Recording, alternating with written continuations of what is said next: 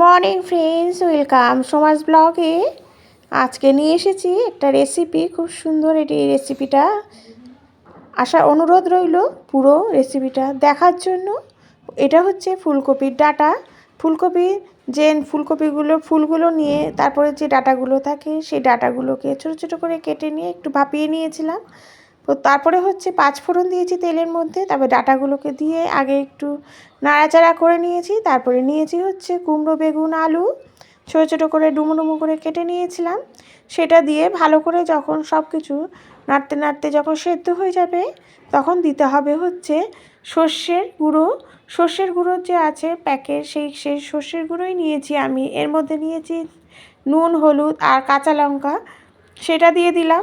দিয়ে দেওয়ার পরে এটা ভালো করে যখন মজে যাবে তখন একটু স্লাইড চিনি দিতে হবে, নুন হলুদ তো আছেই। তাহলে রেডি হয়ে যাবে। নামানোর আগে একটু ধনেপাতা ছিটিয়ে দিলে এটা কিন্তু খুবই ফেলে দেওয়া জিনিস, কিন্তু খেতে কিন্তু খুবই সুস্বাদু লাগে, ভাতের সাথে একদম জমে যায়। যারা এখনই কোনোদিনও করেননি তারা একবার করে দেখুন, খুবই সুস্বাদু লাগবে এই চচ্চড়িটা, ফুলকপির ডাঁটা দিয়ে চচ্চড়ি।